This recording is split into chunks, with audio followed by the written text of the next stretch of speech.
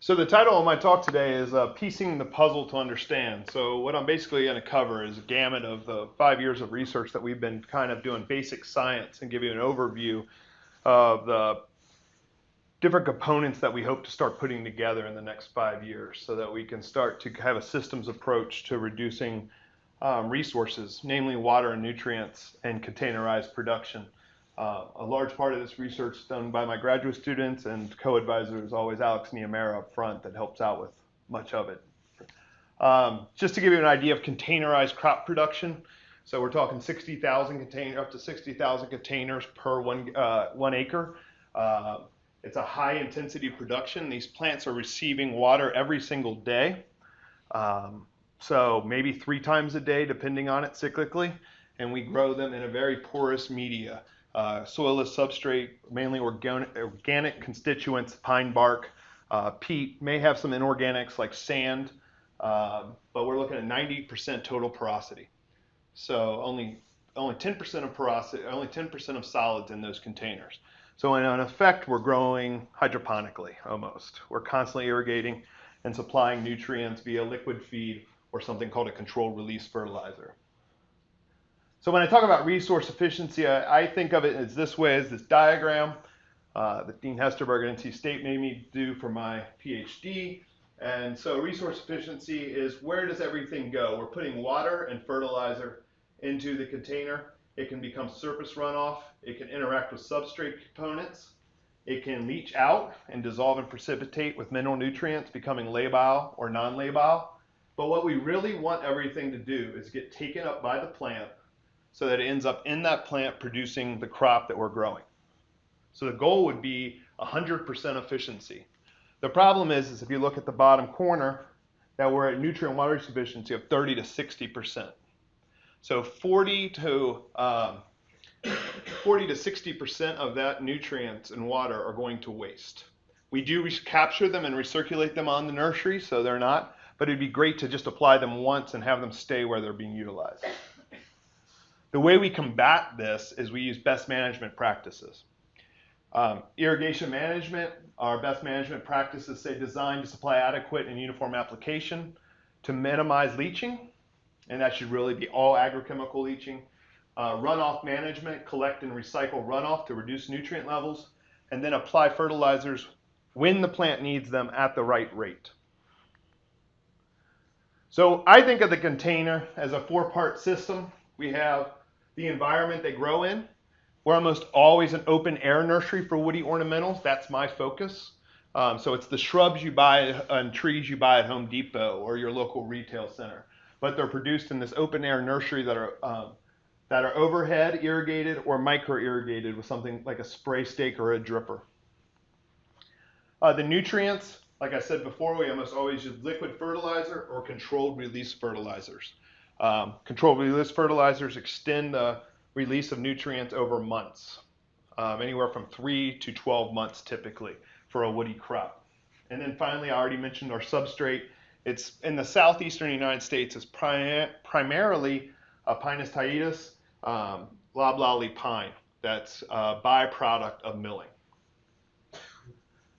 My biggest challenge and what my interest is that the container remains a black box for us. So we've done tons of research, blending up substrates, throwing them at, trying different fertilizers with very little understanding of actually what's going on in that container system, both in hydraulic or chemical processes. So that was kind of the goal of our research. So I always put this up for when I'm giving talks. It shows a great example of the solids to pore space. I also like it as a blink ink blot test. What do you see? What's important to you? And I'm going to convince you it's more about the pores than it is about what you put in the container and how they're interconnected. So the way we look at the hydrological properties is that traditionally we've always used static physical properties, which we use a device called a pyrometer that was created at NC State, and it's a way to measure the water at container capacity, the air at container capacity, or maximum water holding capacity, the amount of solids, and we can always calculate the total porosity from the air and water. We then go one step further and it's quite controversial, but we can take and use a 15 bar plate, and we can look at the available versus the unavailable water to the plant. And it's about 50-50. So if you got about 50% water holding capacity, only about 25% of that is historically available. The rest is sponged up inside that bark or inaccessible. So this is what dominates the physical properties, like I said before, the particles, the airspace. We also have looked into the roots. Some of the early work by Dr. Altland and me, we showed the percent container volume is shown here on the y-axis from 0 to 90%. The gray is airspace, and the blue is water holding capacity. And this is different additions of an inorganic component, pumice. You could think of it, it's a volcanic rock. Perlite would be the equivalent here that you see, the white specks you see in your substrates that you buy at the Home Depot. But we increase that, and that's supposed to help with airspace. What we were looking at is with a plant over time, we see that we decrease airspace if you compare 0 to 0, you're getting very little impact on holding that airspace open because the roots fill in those pores. And they really don't affect your container capacity. They're really hurting you with airspace. So this is one of the good examples of where we can use static physical properties to make some inferences to what's going on in the production system. That was the past. We really want to move to dynamic physical properties. A great paper that's kind of made us think different in our lab is A.G. Hunt's What's Wrong with Soil Physics, where he talks about allowable and accessible pores. We really found this to help us understand what's going on in the container, and is all of that container available for the plants to uptake water from, and is water being transferred during irrigation events. Dr. Carone also wrote a similar paper that talks about flux and storage measurements, and how this is probably much more important than the static physical properties that we've been looking at. I like to take it a step further and use Clothier's example of transient water and solute, where we're looking at both the mobile and the immobile phase of the container substrate. So the way we affect the mobile and immobile phase of water is we have changing functional water types. We have gravitational water, which is when you fill up your container and you walk away from it at your house, it continues to drain.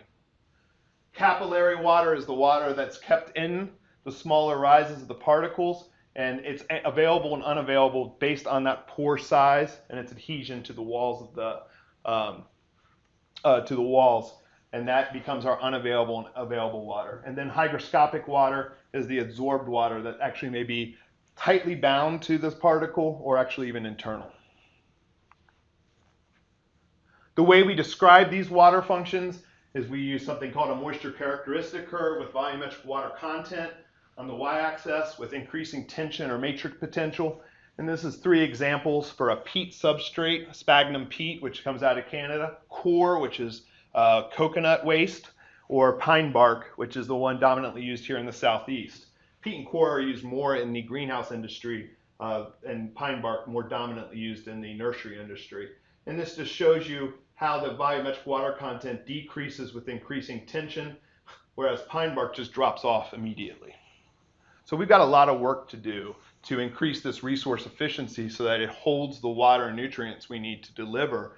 Obviously, peat and core are superior in this figure.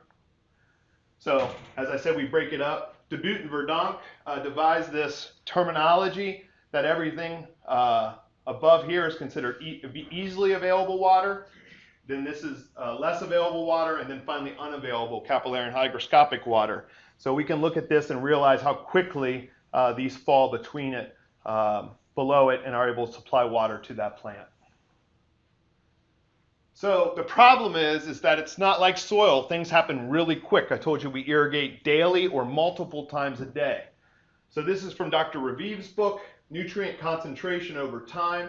And this is what's actually happening. So we irrigate, and we have too much of nutrient concentration, too much of water. And then we dry down throughout that day, and things become limiting. We have slow chemical reactions. Water and nutrients can't travel as far and become accessible to the roots. So we're in excessive and deficiency rate throughout that day between every irrigation cycle. And this is just repeated. This is just to remind us that it is repeated over and over on a daily basis. So I already showed you kind of how physical properties are broken down. This is the volumetric water content. I'm a little redundant, but I'm driving home the message. Solids, airspace, easily available water, and unavailable water. So what we see is that same trend that we just showed in that figure in volumetric water content. We irrigate, we spike the water, we slowly dry down and become deficient. We repeat this throughout with that being unavailable water. A colleague, Dr. Richard Beeson, mentions that this area here is the infinitesimal amount of stress that we don't want that saves us from growing to market with our plants a month, 2 months, 3 months longer than we want. Our goal is to grow a beautiful plant that meets your market perception of how an apple should be unblemished in the shortest amount of time possible. So this up and down cycling can become very detrimental, and that nutrient concentration is doing the same thing. On top of this, this is from old research I did, container capacity over leaching fraction.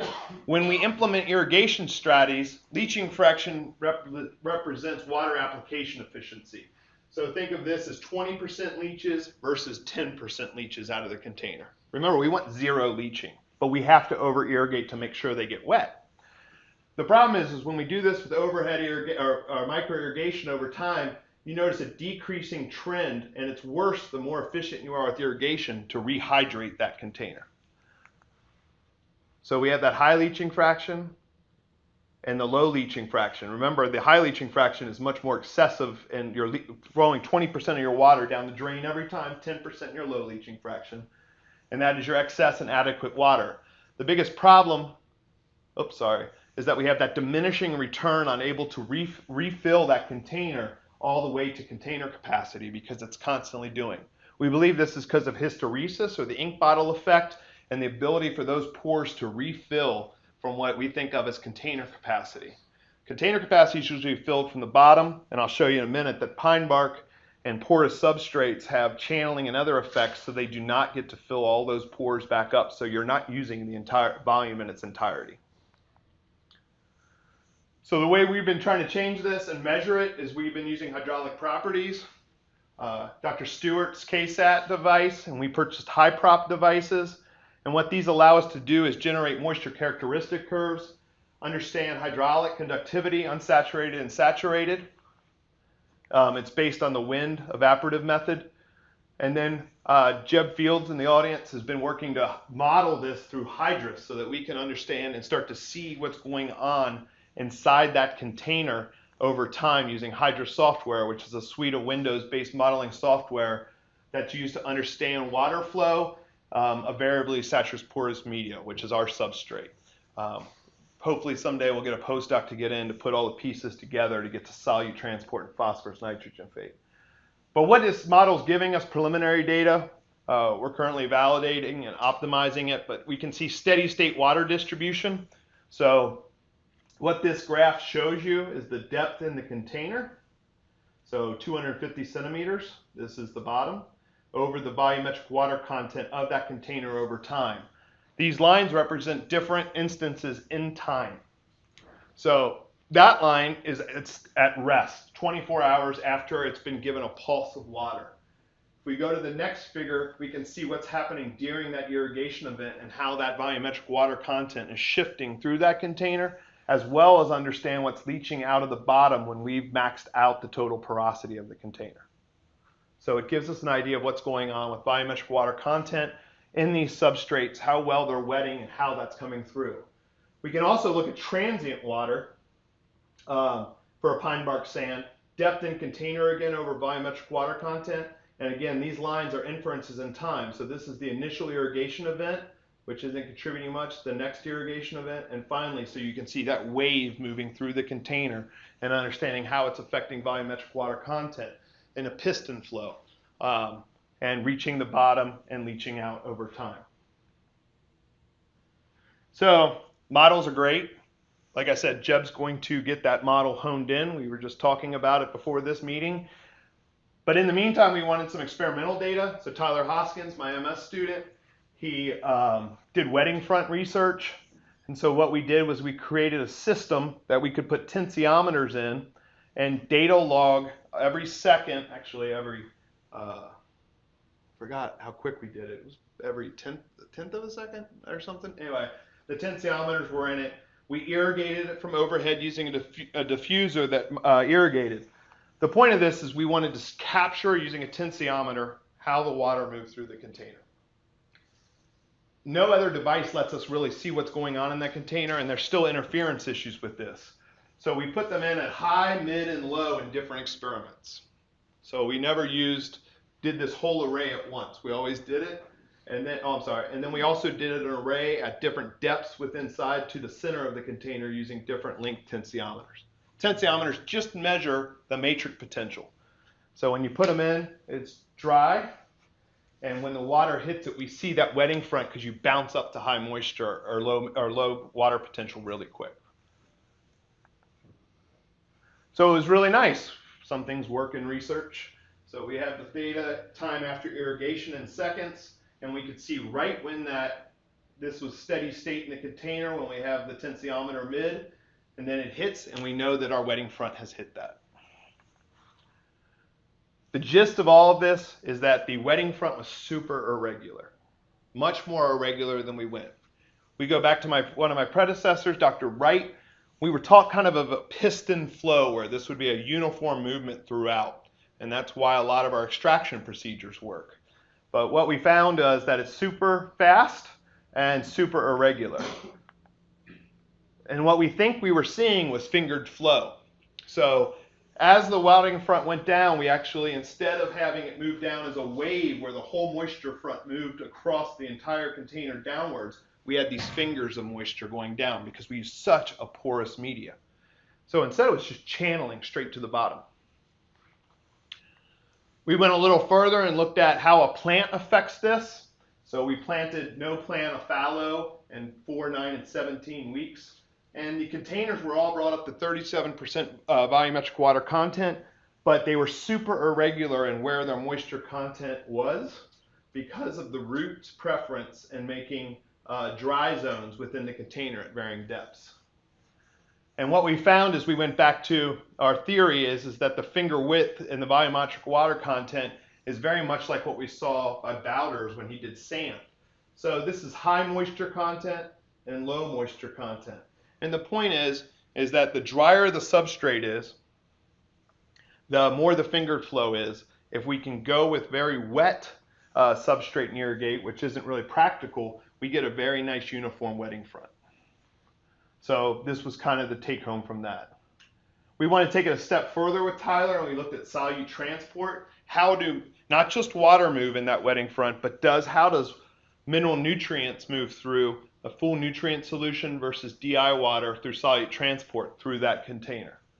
So we set up 2 Marriott bottles and a column where we could do the saturated. The unsaturated was set up a little different, and we could flush this system so that we could actually see where we switched from DI to fertilizer and how fast it transferred through the volume of the column that you see on the right over here.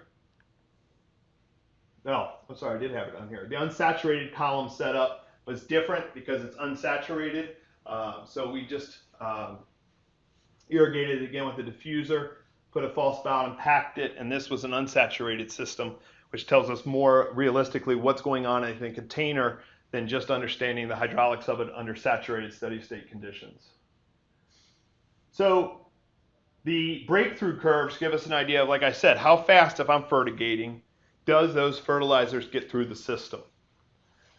So the column on the left is an example of what's going on, with the curve on the right showing you what the ideal would be. So we hope for a piston flow. It was in water, and then slowly it moves through under saturated conditions evenly throughout the entire thing, and we get this nice stair-step ideal solute transport model.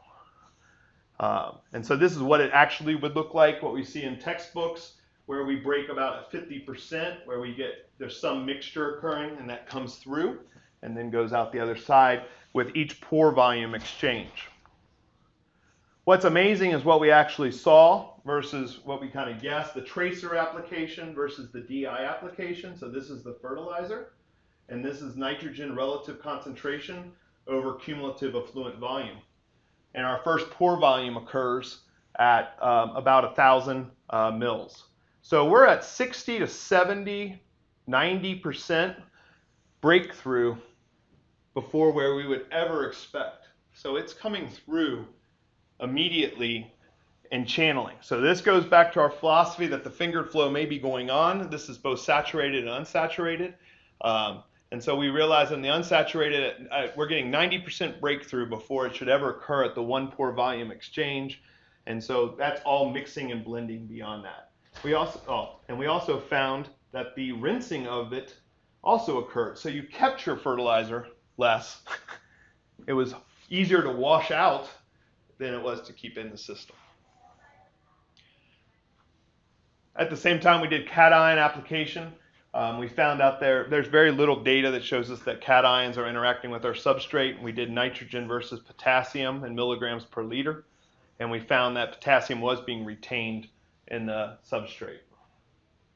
So putting all this data together, we kind of came up with a model of theoretical water flow that we've been working towards. So we have our container with the window inside of it.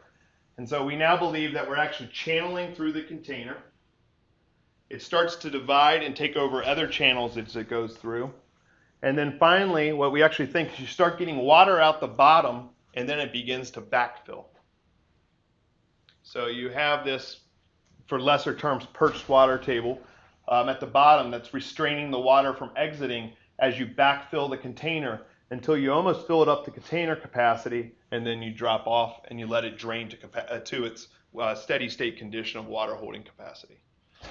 So this was actually, as simple as this looks, I guess, this was huge for us to realize that we're irrigating and draining at the same time before we can reach what a grower thinks is wet. So a grower does everything by picking up a can and saying, this is heavy enough. Well, the only way they can get there is by leaching excessive amounts of water. So this was quite opening of our eyes. So then we wanted to take some of that research and start applying it to the fertility side and making more sense of it. Any questions on that section? Yeah. Jim, your picture of that, it looked like perhaps some type of photograph, all the fingers coming down.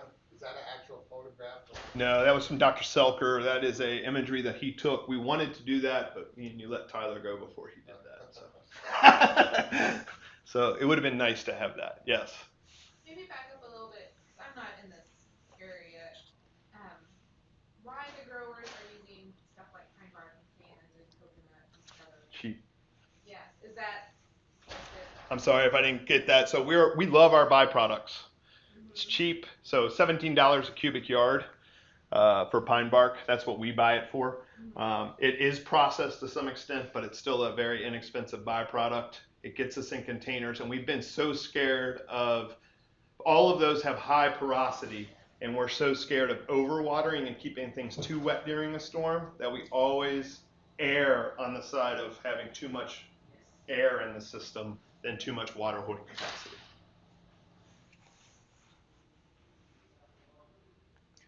So anyway, control release fertilizer, we wanted to see how does all this water flow interact with control release fertilizers.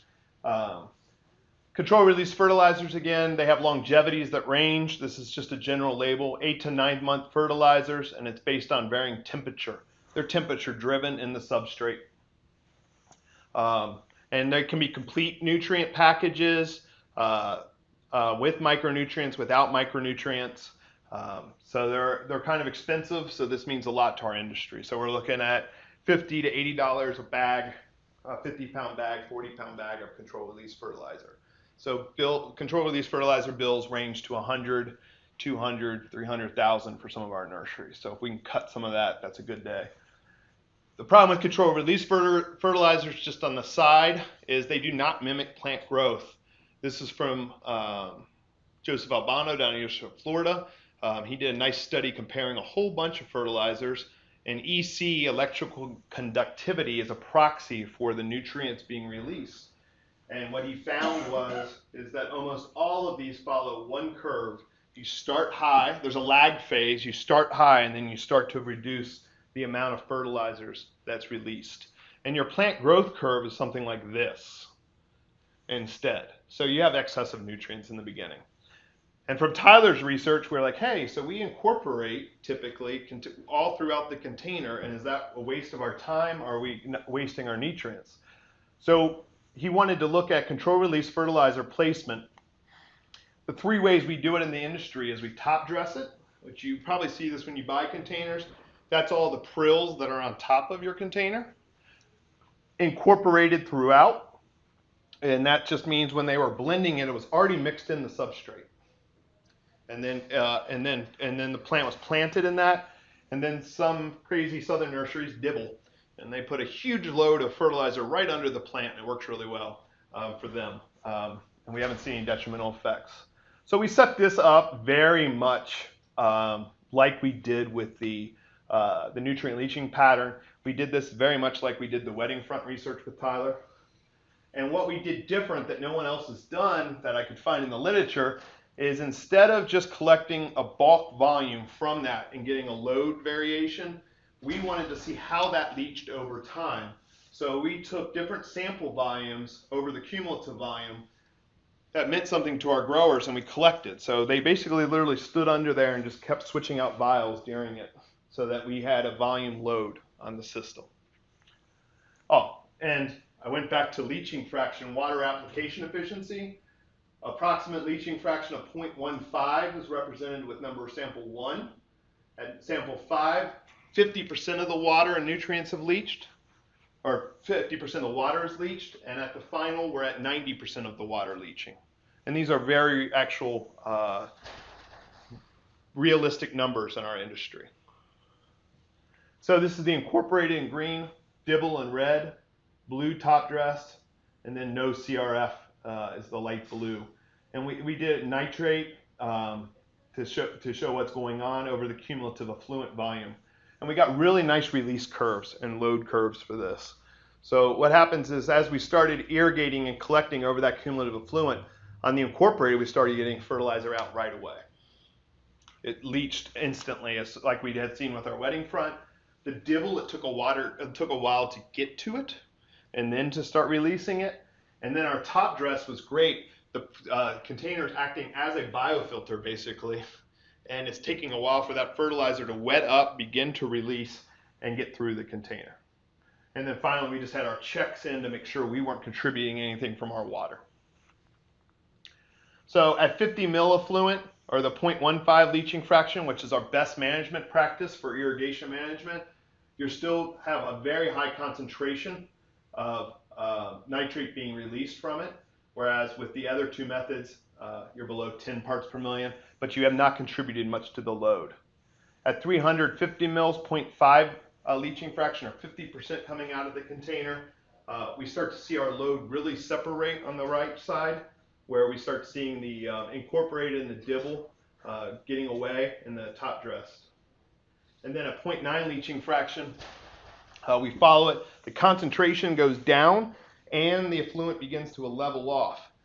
The importance of this, the other topic on this is Chesapeake Bay, as was previously mentioned, is to try to convince the EPA that CRFs are a best management practice. They do not keep releasing in a heavy rain event. At some point they tail off and that large slug of nutrients is gone, and we should not be paying for that or having to deal with that. So that in that first, we need to equate this to some irrigation rainfall event, we've gotten most of the fertilizer off and it's a slow drip from that point forward. We were a little worried because our incorporated and top dress were based on in recommended rates. So this was nitrate milligram over cumulative effluent volume at the exact same rate, and we saw the same trend again of incorporated being worse than top dressed, and the effect of their amendment style and how they rate off. So putting together his wedding front work and his and the fertilizer work, we went to, can we change CRF placement? I've told you basically we just leach the bottom of this container every time. So our goal was, can we incorporate into just the top half? Can our growers start to incorporate in just the top half? Top dress looked really good. just putting it on the surface of the container. The problem with that is we spill containers at nurseries. If you ever go to a nursery, we spend more time picking up containers than we do anything else. So we want it in the container so it doesn't spill out.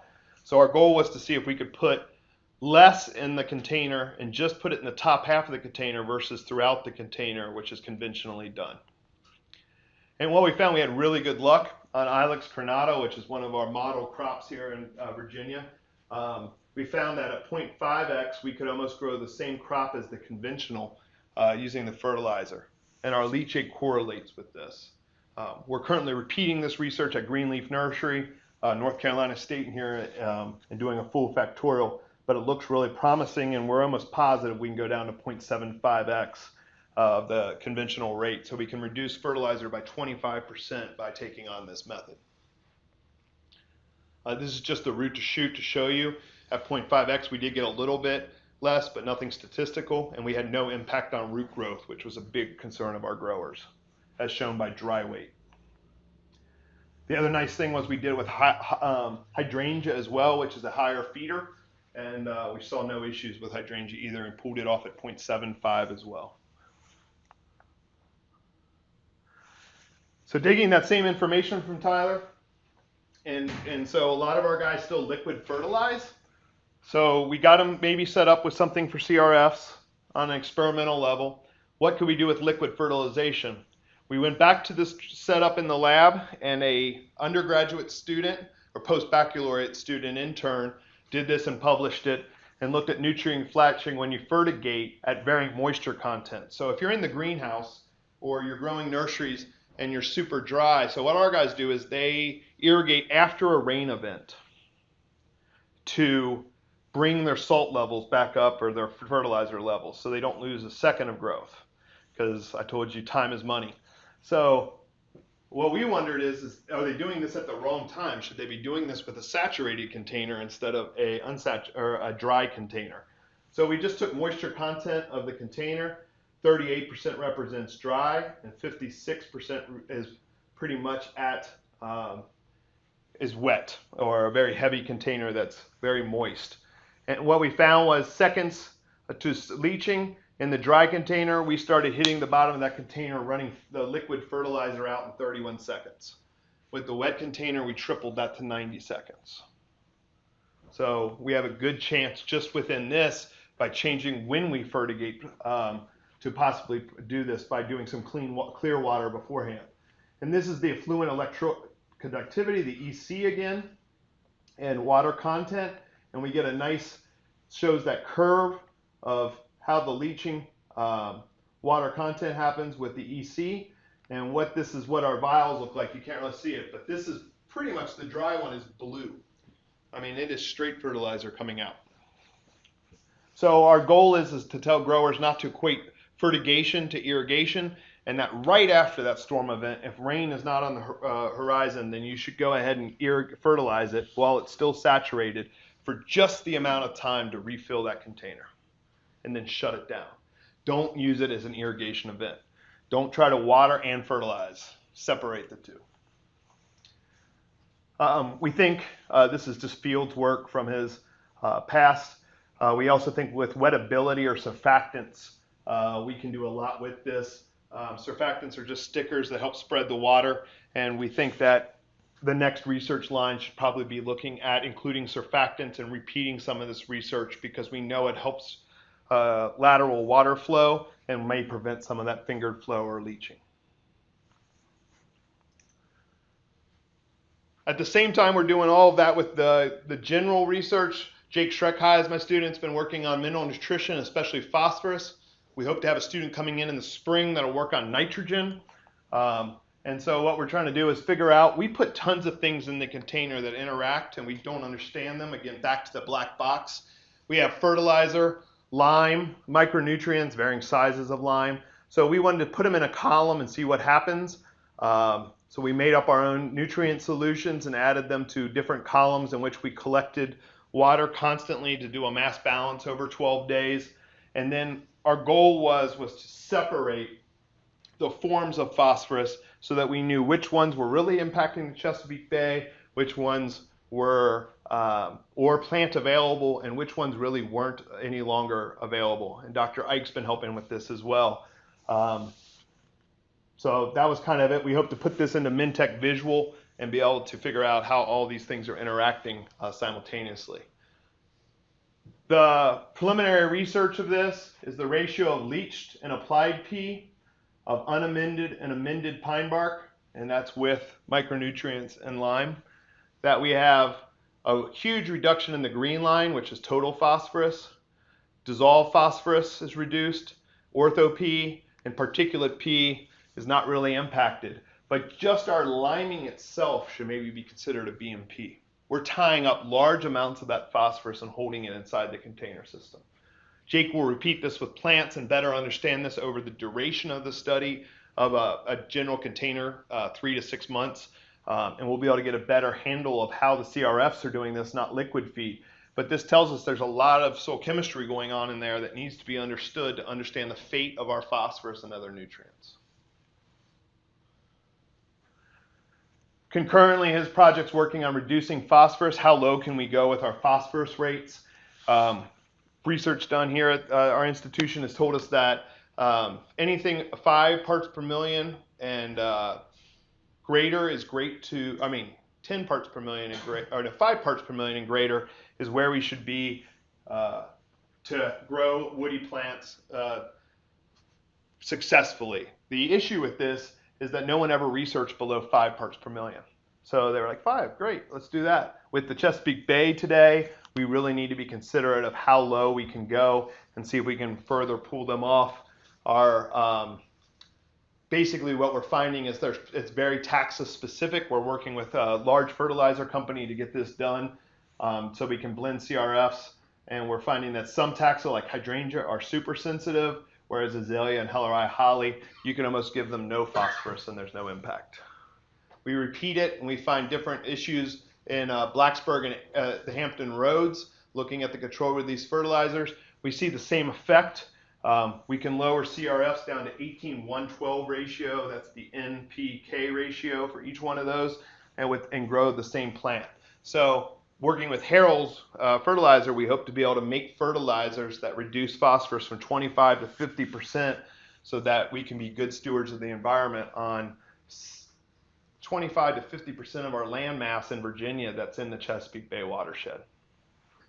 But plants like hydrangea up in the top row, they're going to still need to be we still reduced to 25%, but we still need to do some more research to make sure that we can do that. We may not be able to reduce the phosphorus in those fertilizers. Jeff Field's work, he's engineering soil to substrates to see if we can make that water transient movement like I was talking before, so that when the water's added, it's more available to the plant root and moves through at a more uniform rate through the plant. Oh yeah, I'm doing time. Probably flying. 20 minutes. Awesome. This is just my last slide. We got 2 years ago, and the reason I titled this was Piecing the Puzzle, is those were kind of the basic components. This is a Clemson-led project. We were lucky to have the ag engineering design group put together what a model nursery should look like so that we can start using low P, different placement fertilizers under different irrigation rates and start looking at combinations of all these treatments so that we can do it and simulate what's going on in a nursery where we can do a mass balance except for in hurricanes, etc. So the goal was to build a pond where we could remediate and clean water. So this has conventional nursery that's full capture, so we can collect all the water and see what the agrochemical runoff is, collect that in collection ponds that are treated or untreated. We can then apply that water and assess how it impacts plant health over time. And then what I'm most excited about is an experimental nursery facility that has 16 replicated overhead irrigated or micro irrigated nursery pads that are 25 by 25 feet. And so it gets both surface runoff and subsurface leachate, so we can collect that and see how this water and nutrients and agrochemicals are moving, so that we can find out if we can irrigate in pulses versus one time with low P, how does that affect the runoff and overall crop health simultaneously? What's really neat about this is because of our funding, we got to build a mirror site. So there's a replication of the entire facility at Michigan University in the north. So we're going to be able to piece these puzzles together and start that process here in 2017. And that's a picture of the facility almost done. That was the biggest undertaking I've ever done. It was rough. So there's the ponds, the runoff facility, and the 16 plots that are overhead and micro-irrigated. And they're all controlled by volumetric water content sensors so that we can irrigate based on soil moisture. And that concludes my talk. If anyone has any questions. Whirlwind. Yes? What is Ilex crenata and why is that a model for your system? Ilex is holly, sorry. And it's just been used in the southeast. So there's only a few taxa that there is just a nice historical data on. And Dr. Wright, one of my predecessors here, he used that crop heavily. Dr. Niemera's used that crop, and other institutions have. So we know how it behaves. So it's a model crop in that sense. It's also one of the #1 selling crops in Virginia. It's your meatball. It's your typical meatball shrub. So, but we do grow 5 to 10,000 plants in the nursery industry, woodies. Is that fair, Alex? So we have to go out and branch out and test other taxa with that low phosphorus work and irrigation regimes. Right. So you showed this kind of sawtooth where you put on water, drains out, it kind of stresses the plant. What's the drawbacks to putting a lower rate at a longer time to try to mitigate some of that sawtooth? So we do apply something called cyclic irrigation or pulse irrigation, where we'll just drop a little bit of water on it. There are not too many drawbacks. It really does help. The biggest limitation is pump time. So for our irrigation guys to pull this off, it's quite difficult. Now, some of our guys have really pulled it off. Some of them have done it effectively, and some of them just apply the full irrigation every 3 hours, which is nuts. So there's still some education that needs to be done there. The other thing is in a hydrangea, you'll pan root it. So if you ever get a hydrangea, when you pop it out of the container and it's only rooted this deep, you're giving it everything it needs on the surface, and you're not wetting it and letting it dry. So you're holding that moisture content too level. I think there's a threat to being too efficient with irrigation as well in these systems because of the air. You can disagree if you want. Yes? So are nurseries considered point source pollution? No, we are agriculture. We are non-point source pollution, and we are voluntarily helping with the Chesapeake Bay.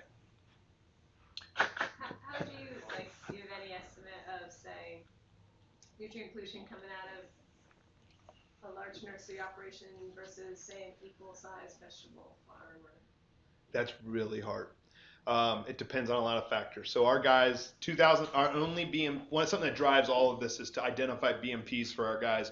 By 2017, our only BMP in 2025 is for new nurseries to have 95% recovery of 3/4 or an inch of rain that hits their operation. And by 2025, 2025, all nurseries voluntarily should do this. So I'm pretty stressed because you have a lot more tools in the toolbox than we do. So I'm trying to get some of these older BMPs. Rachel Mack, one of our Dr. Niemera's students, she's working on quantifying some of these BMPs and putting the science behind them so we can write an EPA letter to get some of these addressed. So you're probably much worse with sediment, and we're probably much worse with dissolved nutrients, but only in probably large storm events where we get a full wash and we can't collect it, or in places that aren't built to collect that water. So we try to be as good of stewards, and our nurseries are really proactive. They really want to help, but it also has to be feasible. The worst thing is we have a nursery on this side of the state, in fact, that can't build a pond. They're landlocked. So there's no way to collect that water and do other things. So they're probably pretty quick to get to blue water stream when we wish they weren't. And we do other things to try to help them. Does that answer it? compared to vegetables, nursery industry, what Jim. Oh, acreage wise, thanks. Yeah. Yeah, but acreage, but in terms of total amount, well, we put 10 times, 20 times the total amount of nutrients on our per unit land than a vegetable. Oh yeah. Because of the high density and the high nutrients we're pushing. But they're controlled release at least. Right. Yeah. And we're collecting. Yes. I have kind of a two-part question. What's the cost difference between these overhead huge irrigation systems versus the micro, or what did you call it? The spray stakes or micro irrigation, either one, yeah. For 5 gallons up, a 5-gallon container and up, it's cost feasible, we believe, or that's our recommendation as the best management. For 5 gallons or 7 gallons in size down to a 1 gallon, it's not feasible, and it's for multiple reasons. The system is not quite as expensive, but maintenance. So every time an emitter goes bad, that plant's dead. So you have to have someone walk that every day, and then you also have to have access to that acre without tripping your guys up to load and unload. So our best management offerings is that large containers that you would see larger trees should be micro irrigated. Small stuff that you buy at Home Depot to walk out the door with should probably be overhead irrigated. And I think we'll see that change in California. and then that being said, the micro stakes are, when you're talking about filling the container, with the overhead, or you're filling it and then you're losing water as you're continuing to try to fill that pot. Why, with the micro stakes, why don't you do just like a slow drip all day, or? It may not actually, so the spray stake we use is advantageous because it sprays across the container from there. So I get a nicer distribution of water on the surface moving through, whereas if I put a dripper on those barks, it's gonna go straight through. And I'm not gonna be able to put it on a rate where it backfills the container. It's just gonna keep going out and maintain a pool of water on the base. Okay, so you really do need that. Now in a peat substrate, like in a greenhouse, Dr. Latimer and Scoggins can speak to this much better than I can, but in a peat, like a petunia or something you would buy at that they can use drippers on or hanging baskets much more effectively because those are a much finer substrate, and they can use a single or double dripper based on the spacing, and it'll wet that whole thing over time. But if it ever becomes super dry, they may get in the same scenario we are.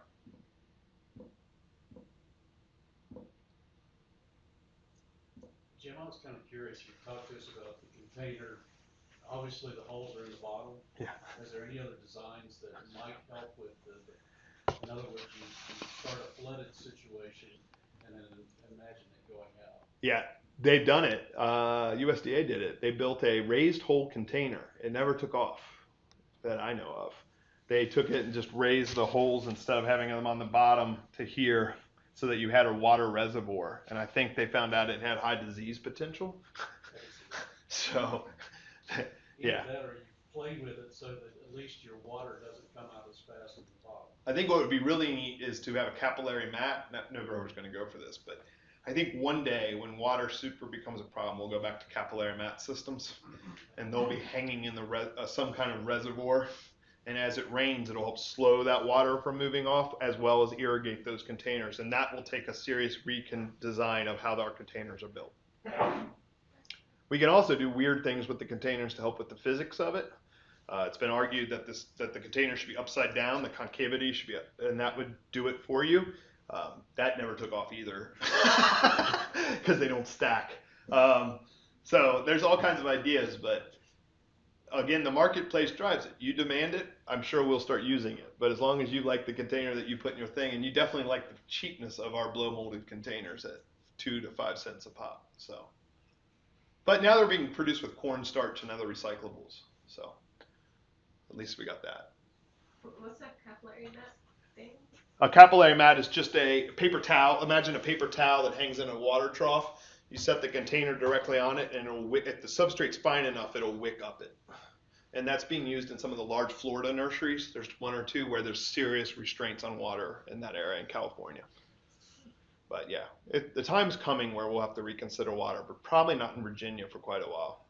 But Florida, runoff in Florida, especially because of the Everglades. California, wells are dropping. We all know that story.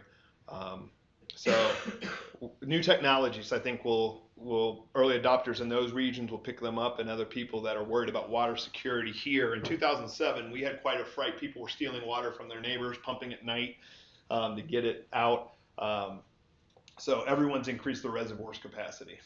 Um, so so I think we do have water security issues even here because of the extended drought sometimes in the summer.